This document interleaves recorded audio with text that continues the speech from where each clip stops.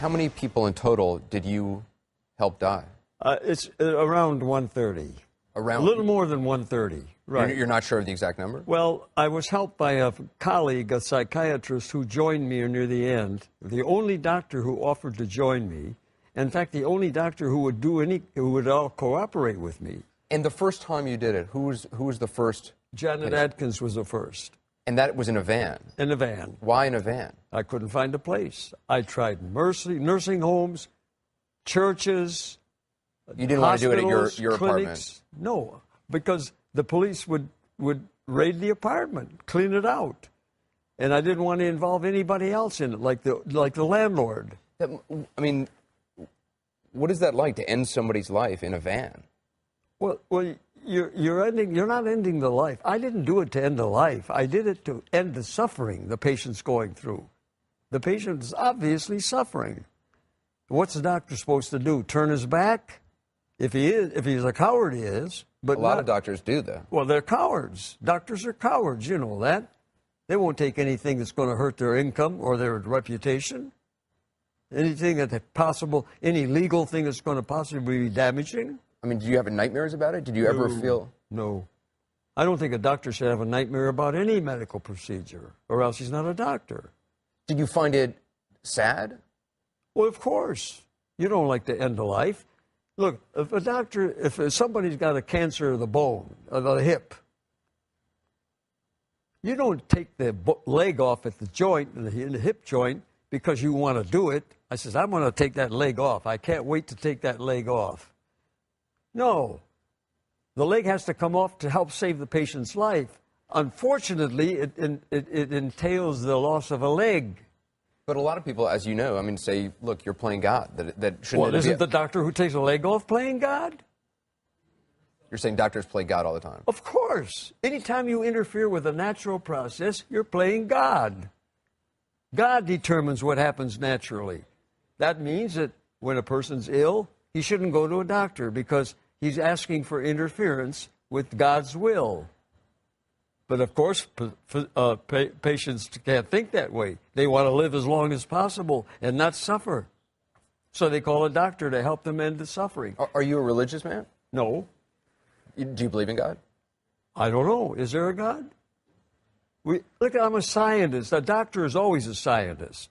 Do you fear death? Well, as much as anybody else. I fear it only because I like living so much because I feel good.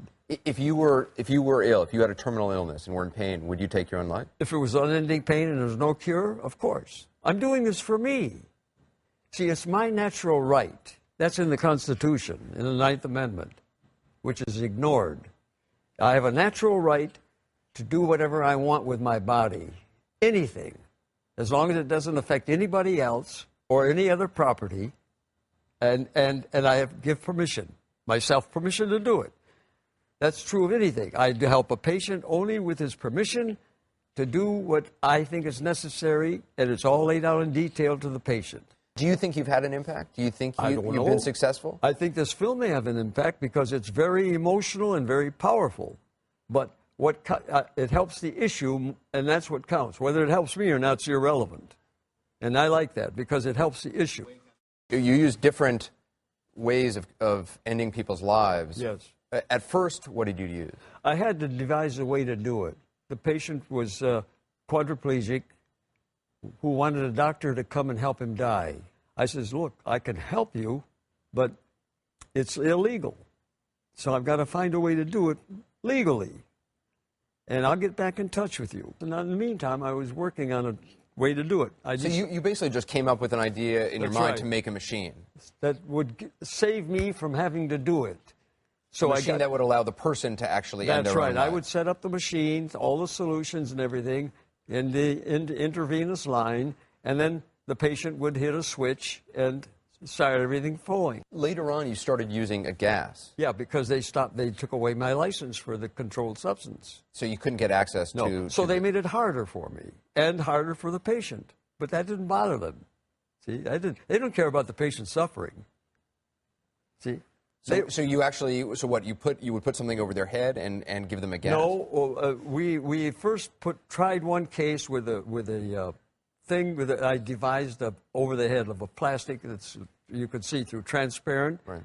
But the patient panicked and said, stop it, stop it. So I stopped it. We stopped it. And I says, why don't we try this another day? He said, no, do it now. He was determined to end it. He had severe emphysema. And that helps your panic. When you breathe, you have trouble breathing. When you're breathing carbon monoxide gas. When you have carbon monoxide poisoning at night, when you're asleep, it doesn't wake you up. You die. In other words, it's not so disturbing that it would wake you up. Therefore, it can't be too disturbing when you take it awake. And the final patient, Tom Yao. Yeah. That case was different. You actually injected him yourself. That's right. You actually injected him because you wanted to go to court. I wanted to bring the case so that I get standing. They can't say they didn't get the particularized case they wanted. And you thought it would go to the Supreme Court and that basically this would change the law of the land. Yeah, I hope this going to get. I doubt it, though, because I knew the court's corrupt. I want to just show a little video that you made prior to the injection. And we're ready to inject. We're going to inject in your right arm. Okay?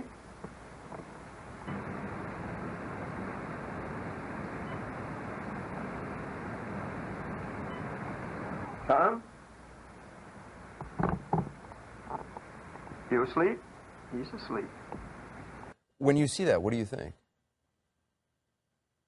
That the law has forced me to do this in the most undignified way. You think it's undignified? Of course it is. There's no family there. We're alone, two of us. I can't risk anybody else's life. You had told his family that they should leave. You must not be there because they'll try to prosecute you as an accomplice or something. You don't know because they're cruel. The law is cruel. They don't care about the patient. They care about the letter of the law. Bond is set for $50,000. You going to pay that today? Oh, that is beyond egregious, Your Honor. There is no way I'm going to pay a bond like that, Your Honor. You can forget it. You can forget it. Because this is the last time you people unjustly take away from me my liberty. I need a moment. Last time, Your Honor. and I will not, hear me now, I will not eat. Jack. Guaranteed. I apologize You are for my assisting client, in Your my Honor. suicide. Please, Jack, just come on. You're off parole now, right? Oh, yeah. I have only 2 years after I got out of prison on So you're a parole. free man. Yeah. Would you do it again? Would you help somebody? Under certain circumstances, yes. As long as I know they're not going to throw me in jail again and prison me. Yeah, I will do it again. Have you had people approach you for help to end their life? They approached me even. I got letters from them when I was in prison. They wanted help. They wanted advice how to do it. I couldn't do that in prison. Can you give advice to people now? Not in parole. It stopped. With parole ending, I could give any advice I want. So now you could give advice Absolutely. to I can. Notice I'm talking very freely about it. And are you in touch with people who want to end their Not life? right now. No. No, they all assume, like the judge says, you have now been stopped. Well, she was wrong. I haven't. You haven't been stopped. No, of course not. I still push for this issue, and when a chance comes, I'll do it the way it should be done. What do you mean? You will help someone else end their life? Yeah, because you have it in 3 states, so-called. Oregon, Washington. That's not done right. That's not a medical service. A doctor can't be involved. Illegal. You'll be punished. AMA says you'll lose your license.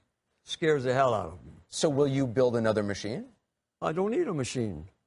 A doctor can do the injecting. The machine was just to avoid being charged with having committed the crime. But you don't have access to the pharmaceuticals anymore, do you? Not yet, but if it were illegal, in other words, if the law stepped out of the picture, if religion stopped pushing this opposition, then we could do it like a regular medical procedure, which it should be.